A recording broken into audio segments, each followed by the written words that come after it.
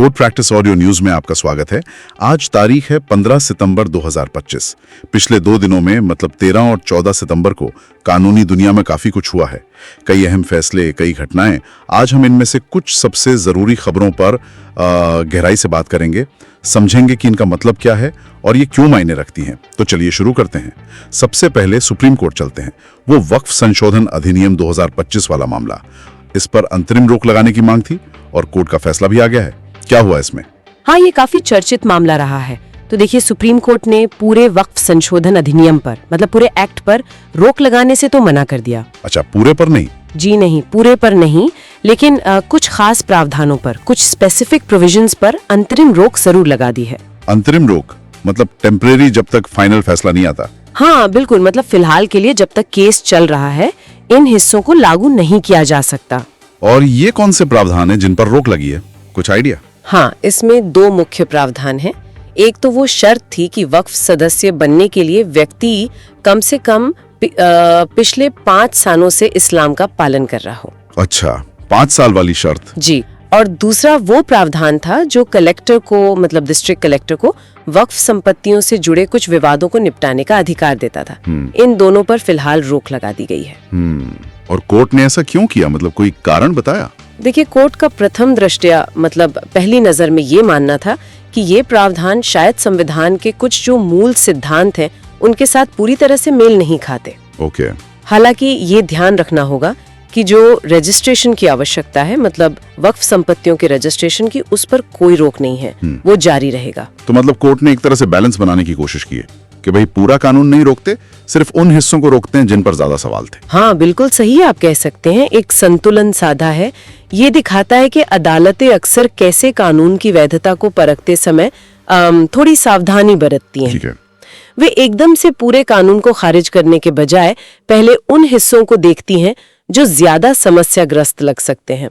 और ये मामला भी चलेगा, मतलब अंतिम फैसला आना बाकी है और वो काफी महत्वपूर्ण होगा। हाँ बिल्कुल, क्योंकि ये धार्मिक संस्थानों के मैनेजमेंट और प्रॉपर्टी राइट्स जैसे कानूनों पर असर डालेगा। निश्चित रूप से। ठीक है, ये तो हुई वक्फ एक्ट की बात। अब एक बिल्कुल अलग तरह के अधिकार पर आते हैं, पर्सनैलिटी राइट्स। सुना है ऐश्वर्या राय बच्चन के बाद अब अभिषेक बच्चन को भी दिल्ली हाई कोर्ट से कुछ राहत मिली है। जी हाँ, ये भी एक दिलचस्प डेवलपमेंट है। पर्सनैलिटी राइट्स यानी व्यक्तित्व अधिकार। ये होते क्या है असल में, मतलब आम भाषा में? देखिए, सीधे शब्दों में कहें तो ये किसी व्यक्ति के नाम, उसकी तस्वीर, आवाज या पहचान से जुड़ी दूसरी चीजों को बिना उसकी इजाजत के, खासकर कमर्शियल फायदे के लिए इस्तेमाल होने से बचाने का अधिकार है। अच्छा, मतलब कोई उनकी फोटो या नाम अपने प्रोडक्ट पर ऐसे नहीं लगा सकता? बिल्कुल। और आजकल सेलिब्रिटीज इसको लेकर काफी एक्टिव हो गए हैं। अभिषेक बच्चन के मामले में दिल्ली हाई कोर्ट ने ये कहा है कि अगर उनकी टीम गूगल को उन वेब लिंक्स की मतलब URLs की एक सटीक लिस्ट देती है जहां उनकी पहचान का गलत इस्तेमाल हो रहा है, हाँ, तो गूगल को वो लिंक्स हटाने होंगे। ओह, तो मतलब सेलिब्रिटी को खुद बताना पड़ेगा कि देखो यहाँ गलत इस्तेमाल हो रहा है, गूगल खुद नहीं ढूंढेगा। हाँ, इस आदेश के हिसाब से तो यही लगता है, गूगल खुद से मॉनिटरिंग नहीं करेगा बल्कि शिकायत मिलने पर और स्पेसिफिक लिंक्स मिलने पर एक्शन लेगा। ये फैसला ये भी दिखाता है कि कानून कैसे मतलब टेक्नोलॉजी के साथ कदम मिला रहा है, खासकर पब्लिक फिगर्स की पहचान, उनकी इमेज, उनकी निजता, उसको कैसे प्रोटेक्ट किया जाए। एक तरह से ये उनकी ब्रांड वैल्यू बचाने जैसा है। हाँ, ये तो है। बड़ा इंटरेस्टिंग है कि कैसे लीगल प्रिंसिपल्स नई टेक्नोलॉजी के हिसाब से ढल रहे हैं। चलिए अब एक और व्यक्तिगत अधिकार से जुड़े लेकिन सामाजिक तौर पर बहुत अहम मुद्दे पर आते हैं। होम मेकर यानी गृहिणी का पति की संपत्ति में अधिकार। इस पर दिल्ली हाई कोर्ट का कुछ फैसला आया है। ये अक्सर बहस का मुद्दा रहता है। हाँ बिल्कुल रहता है, और ये बहुत ही कह सकते हैं जटिल और संवेदनशील मुद्दा भी है। दिल्ली हाई कोर्ट की एक बेंच ने हाल में एक मामले में ये कहा कि अगर कोई पत्नी जो होम मेकर है ये साबित नहीं कर पाती कि उसने पति के नाम पर जो प्रॉपर्टी खरीदी गई है उसमें सीधे तौर पर कोई पैसा लगाया है, मतलब फाइनेंशियल कंट्रीब्यूशन दिया है, हाँ। सिर्फ घर संभालने या घरेलू काम करने के आधार पर उसे उस संपत्ति में मालिकाना हक मतलब ओनरशिप राइट नहीं मिल सकता। लेकिन ये बात थोड़ी मतलब क्या ये घर के काम के महत्व को कम नहीं करती? अक्सर महिलाएं अपना कैरियर या कमाई छोड़कर घर संभालती हैं, उसका भी तो एक आर्थिक मूल्य है, भले ही वो अप्रत्यक्ष हो। बिल्कुल, यही इस मामले की जटिलता है। और सबसे दिलचस्प बात क्या है कि इसी दिल्ली हाई कोर्ट की एक दूसरी बेंच ने कुछ समय पहले एक अलग मामले में ये टिप्पणी की थी कि अब समय आ गया है कि संपत्ति के स्वामित्व में पत्नियों के योगदान को, चाहे वो सीधे पैसे का ना हो, उसे भी मान्यता दी जानी चाहिए। ओह, तो मतलब कोर्ट के अंदर ही अलग अलग राय हैं। हाँ, ऐसा लगता है। तो आप देख सकते हैं कि अदालतें भी इस मुद्दे पर अभी एकमत नहीं है और कानून अभी भी इस सवाल से जूझ रहा है कि ये जो घरेलू श्रम है या जो इनडायरेक्ट कंट्रीब्यूशन है, उसको प्रॉपर्टी राइट्स में कैसे ठीक से शामिल किया जाए। ये अभी भी एक इवॉल्विंग एरिया है, मतलब विकसित होना कानूनी क्षेत्र है। वाकई ये दिखाता है कि कानून को समाज की सच्चाइयों के साथ कदम से कदम मिलाने में कितनी चुनौती आती है कभी कभी। खैर, अब जरा न्याय प्रक्रिया की रफ्तार की बात करते हैं। सुप्रीम कोर्ट ने जमानत याचिकाओं यानी बेल एप्लीकेशंस पर फैसले में देरी को लेकर कुछ कहा है। जी हाँ, और ये बहुत ही महत्वपूर्ण निर्देश है, सीधे सीधे न्याय तक पहुंच से जुड़ा हुआ। सुप्रीम कोर्ट ने सभी अदालतों से कहा है कि जब भी कोई जमानत याचिका दायर हो तो कोशिश करें कि 2 महीने के अंदर उस पर फैसला दे दें। 2 महीने, ये तो काफी तेज है मौजूदा हालात के हिसाब से। हाँ बिल्कुल, इसका सीधा मकसद यही है कि जमानत पर सुनवाई में जो बेवजह की देरी होती है उसे कम किया जाए। और इस देरी से फर्क क्या पड़ता है, मतलब क्यों जरूरी है ये निर्देश? अरे बहुत बड़ा फर्क पड़ता है। सोचिए, जमानत की अर्जी पर फैसला आने में कभी कभी महीनों, कई बार तो साल भी लग जाते हैं। हाँ, सुना तो है। इस पूरे समय में वो व्यक्ति जो आरोपी है और हो सकता है बाद में निर्दोष साबित हो जाए, वो जेल में बंद रहता है। ये न सिर्फ उसकी व्यक्तिगत आजादी का हनन है, बल्कि हमारी जेलों में जो भीड़ है उसका भी एक बड़ा कारण है। सही बात है। तो सुप्रीम कोर्ट का ये निर्देश एक तरह से अंडर ट्रायल कैदियों की संख्या कम करने और पूरी न्याय प्रक्रिया को थोड़ा तेज, थोड़ा एफिशिएंट बनाने की दिशा में एक कदम है। अब देखना ये होगा कि निचली अदालतें इसे कितनी सख्ती से, कितनी प्रभावी ढंग से लागू कर पाती हैं। हाँ, लागू होना ज्यादा जरूरी है। अच्छा, न्याय प्रक्रिया को तेज करने की बात चली है तो शनिवार को यानी 14 सितंबर को देश भर में राष्ट्रीय लोक अदालतें भी लगी थी। खबरें तो बहुत अच्छी आ रही हैं कि लाखों मामले निपट गए। जी हाँ बिल्कुल, ये लोक अदालतें वाकई कमाल का काम कर रही हैं। शनिवार को जो राष्ट्रीय लोक अदालत हुई वो काफी सफल रही।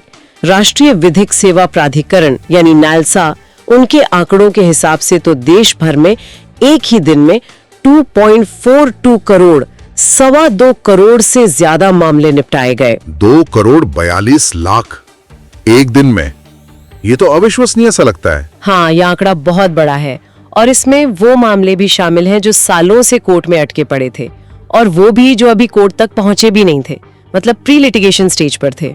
अच्छा, किस तरह के मामले निपटाए जाते हैं लोक अदालतों में? इसमें कई तरह के मामले आते हैं, जैसे चेक बाउंस के मामले, बैंक रिकवरी के केस, मोटर एक्सीडेंट क्लेम वाले मामले, बिजली पानी के बिल से जुड़े विवाद, पति पत्नी के बीच के झगड़े तलाक को छोड़कर, और ऐसे छोटे मोटे क्रिमिनल केस जो समझौते के लायक हों। इनका सबसे बड़ा फायदा ये है कि फैसला आपसी सहमति से होता है, मतलब दोनों पक्ष राजी होते हैं तो किसी की हार नहीं होती, एक तरह से विन विन सिचुएशन होती है। और फैसले के खिलाफ कोई अपील नहीं होती तो मामला वहीं खत्म, सालों की मुकदमेबाजी से छुटकारा मिल जाता है। ये दिखाता है कि अगर लोगों को सही प्लेटफॉर्म मिले तो वो आपसी बातचीत से, समझौते से अपने विवाद सुलझाने को तैयार हैं, और इससे हमारी जो मुख्य अदालतें हैं उनका बोझ भी हल्का होता है। ये तो न्याय व्यवस्था के लिए वाकई एक बहुत ही पॉजिटिव, बहुत ही सकारात्मक पहलू है। अब सुप्रीम कोर्ट के कुछ और निर्देशों पर भी नजर डाल लेते हैं। ये समाज के थोड़े हाशिए पर मौजूद लोगों और पुलिस की जवाबदेही से जुड़े लगते हैं। बेकारी गृहों और पुलिस थानों में सीसीटीवी को लेकर कोर्ट ने क्या कहा है? हाँ, सुप्रीम कोर्ट ने 2 बहुत महत्वपूर्ण मुद्दों पर ध्यान खींचा है। पहला, देश भर में जो बेकारी गृह हैं, जिन्हें बेगर्स होम्स कहते हैं, उनकी हालत पर कोर्ट ने बहुत सख्त रुख अपनाया है। क्या कहा है कोर्ट ने? कोर्ट ने कहा है कि इन गृहों में जो लोग रह रहे हैं उनके लिए मानवीय स्थितियां, मतलब ह्यूमन कंडीशंस सुनिश्चित करना सरकार का संवैधानिक कर्तव्य है। ये कोई दान या चैरिटी का मामला नहीं है। संवैधानिक कर्तव्य है, मतलब ये उनका अधिकार है। बिल्कुल, मतलब उन्हें साफ सुथरी जगह, ठीक ठाक भोजन, स्वास्थ्य सुविधाएं और एक सम्मानजनक जीवन जीने का माहौल मिलना ही चाहिए। ये सरकार की जिम्मेदारी है। ये तो बहुत जरूरी बात है। और दूसरा मुद्दा सीसीटीवी कैमरे वाला था। जी हाँ, राजस्थान में हाल में हिरासत में कुछ मौतें हुई थी। उसके बाद सुप्रीम कोर्ट ने पुलिस स्टेशनों में सीसीटीवी कैमरों के अक्सर खराब रहने या फिर उनकी फुटेज न मिलने की जो समस्या है उस पर स्वतः संज्ञान लिया है। स्वतः संज्ञान मतलब कोर्ट ने खुद ही इस मामले को उठाया बिना किसी के याचिका दायर किए। कोर्ट ने इसे बहुत गंभीर माना है। क्यों? मतलब सीसीटीवी इतनी जरूरी क्यों है थानों में? देखिए, ये कैमरे हिरासत में होने वाली किसी भी तरह की ज्यादती या हिंसा को रोकने में मदद कर सकते हैं और अगर कुछ गलत होता है तो उसकी जांच के लिए बहुत महत्वपूर्ण सबूत होते हैं। इनसे पुलिस की जवाबदेही तय होती है। अच्छा, ओके। अगर कैमरे ही काम नहीं करेंगे या उनकी रिकॉर्डिंग ही नहीं मिलेगी तो सच का पता लगाना बहुत मुश्किल हो जाता है। तो ये दोनों निर्देश बेकारी गृहों वाला और सीसीटीवी वाला सीधे सीधे मानवाधिकारों और राज्य की जिम्मेदारी को रेखांकित करते हैं। हाँ बिल्कुल, ये सुनिश्चित करना तो बहुत जरूरी है कि जो लोग सिस्टम में सबसे कमजोर स्थिति में हैं या जो पुलिस हिरासत में है वो सुरक्षित रहें और उनके साथ अन्याय ना हो। निश्चित रूप से। और ये निर्देश दिखाते हैं कि सुप्रीम कोर्ट कैसे मानवाधिकारों और संवैधानिक मूल्यों की रक्षा के लिए लगातार एक सक्रिय भूमिका निभा रहा है। अच्छा, अब कुछ और खबरों को जल्दी से देख लेते हैं। मुंबई 2006 ट्रेन ब्लास्ट केस में बरी हुए एक व्यक्ति ने मुआवजे की मांग की है। जी हाँ, डॉक्टर वाहिद शेख। वो इस मामले में 9 साल जेल में रहे और फिर बरी हो गए। अब उन्होंने गलत तरीके से कैद में रखने और उनके परिवार पर जो असर पड़ा उसके लिए 9 करोड़ रुपए के मुआवजे की मांग की है। ये मामला गलत कारावास और न्याय व्यवस्था की जवाबदेही पर गंभीर सवाल उठाता है। 9 करोड़, ये तो बड़ी रकम है। खैर, एक और हाई प्रोफाइल मामला है करिश्मा कपूर और प्रिया सचदेव के बीच संजय कपूर की संपत्ति को लेकर। उसमें क्या चल रहा है? हाँ, दिवंगत उद्योगपति संजय कपूर की संपत्ति का विवाद है ये। कोर्ट ने उनकी विधवा प्रिया सचदेव को संजय कपूर की सभी चल अचल संपत्तियों का पूरा ब्यौरा देने का निर्देश दिया है। दोनों तरफ से गंभीर आरोप लग रहे हैं। करिश्मा कपूर, जो उनकी पूर्व पत्नी है, अपने बच्चों की तरफ से कह रही हैं कि वसीयत में हेरफेर किया गया है। और प्रिया सचदेव खुद को कानूनी उत्तराधिकारी बता रही हैं। ये मामला भी चलेगा। और शुक्रवार को दिल्ली और बॉम्बे हाईकोर्ट में बम की धमकी वाली खबर भी थी। हाँ, ये काफी चिंताजनक घटना थी। ईमेल से धमकी मिली थी जिसके बाद दोनों अदालतों को खाली कराया गया। पूरी तलाशी हुई। ये न्यायपालिका की सुरक्षा पर एक गंभीर सवाल है। बिल्कुल। अच्छा, पटाखों पर भी सुप्रीम कोर्ट ने कुछ कहा है। त्योहारों का सीजन आ रहा है। हाँ, कोर्ट ने एक अहम सवाल उठाया है। पूछा है कि पटाखों पर बैन सिर्फ दिल्ली एनसीआर तक ही क्यों सीमित है। कोर्ट ने कहा कि देश के बाकी नागरिकों को भी तो साफ हवा में सांस लेने का अधिकार है। ये तो बहुत लॉजिकल बात है। जी, ये टिप्पणी दिवाली से पहले आई है तो देखना होगा इसका क्या असर होता है। कंगना रनौत के मानहानि मामले में क्या हुआ? उन्हें सुप्रीम कोर्ट से राहत नहीं मिली है। कोर्ट ने उनके खिलाफ जो मानहानि का मामला चल रहा है उसे खारिज करने की उनकी याचिका ठुकरा दी है। ये मामला पंजाब की एक बुजुर्ग महिला महिंदर कौर ने दायर किया था। उनका आरोप है कि कंगना ने एक ट्वीट में उन्हें गलत तरीके से शाहीन बाग दादी बताकर बदनाम किया था। ओके। और वनंतारा जांच की एसआईटी रिपोर्ट का क्या स्टेटस है? एसआईटी ने अपनी रिपोर्ट सुप्रीम कोर्ट को सौंप दी है, लेकिन वो एक सील बंद लिफाफे में है तो भी पता नहीं उसमें क्या है। यौन उत्पीड़न की शिकायतों के लिए कोई समय सीमा तय हुई है? हाँ, सुप्रीम कोर्ट ने एक महत्वपूर्ण व्यवस्था दी है। कहा है कि ऐसी शिकायतें घटना के 6 महीने के अंदर दर्ज की जानी चाहिए। अगर समय सीमा बीत गई है तो शिकायत खारिज की जा सकती है। ये कार्यस्थल और अन्य जगहों पर शिकायतों के निवारण के लिए अहम है। अच्छा, एक और फैसला बेटी की शादी से जुड़ा था। जी, सुप्रीम कोर्ट ने कहा कि बेटी की शादी का उचित खर्च उठाना पिता के कर्तव्य का एक स्वाभाविक हिस्सा है। कोर्ट ने एक पिता को बेटी की शादी के लिए 10 लाख रुपए देने का निर्देश भी दिया। दिव्यांग उम्मीदवारों की मेरिट पे भी कुछ सवाल उठाए। हाँ, सुप्रीम कोर्ट ने केंद्र सरकार से पूछा है कि क्या दिव्यांग यानी पीडब्ल्यूडी उम्मीदवार अगर ज्यादा नंबर लाते हैं तो क्या वो अनारक्षित श्रेणी में सीट ले सकते हैं। ये आरक्षण नीति से जुड़ा एक पेचीदा सवाल है। हिरासत में टॉर्चर की एक याचिका भी स्वीकार हुई है। जी, गुजरात पुलिस के खिलाफ एक 17 साल के मजदूर के साथ कथित मारपीट का मामला है। सुप्रीम कोर्ट इस पर सुनवाई करेगा। ये पुलिस जवाबदेही से जुड़ा मामला है। ट्रेडमार्क पर भी एक दिलचस्प फैसला आया, वाओ मोमो बनाम वाओ बर्गर। हाँ, दिल्ली हाईकोर्ट का फैसला है। कोर्ट ने वाओ बर्गर के खिलाफ अंतरिम रोक लगाने से इनकार कर दिया। कहा कि वाओ जैसा सामान्य शब्द है, इस पर कोई एक कंपनी एकाधिकार नहीं कर सकती। अच्छा, वाओ पर मोनोपोली नहीं। जी, ये दिखाता है कि ट्रेडमार्क कितना विशिष्ट होना चाहिए। लोकपाल और यूपीएससी अधिकारियों के बारे में क्या स्पष्टीकरण आया? लोकपाल ने फैसला दिया है कि वो यूपीएससी के अधिकारियों की जांच नहीं कर सकता। ये अलग अलग संस्थाओं के अधिकार क्षेत्र को साफ करता है। न्यायिक नियुक्तियों में जस्टिस एम सुंदर मणिपुर हाईकोर्ट के चीफ जस्टिस बने। जी हाँ, केंद्र सरकार ने उनकी नियुक्ति को नोटिफाई कर दिया है। वो पहले मद्रास हाईकोर्ट में जज थे। दिल्ली की 30 हजारी कोर्ट में हिंसा की भी खबरें थी। हाँ, ये परेशान करने वाली खबरें हैं। एक मामले में एक वकील पर अपने मुवक्किल और उसकी बुजुर्ग मां से मारपीट का आरोप है। बाद में वकील पर छेड़छाड़ का केस भी दर्ज हुआ। एक और घटना में वकीलों के एक ग्रुप द्वारा एक व्यक्ति की पिटाई का वीडियो भी आया है। ये कोर्ट परिसर में सुरक्षा और वकीलों के आचरण पर सवाल खड़ा करता है।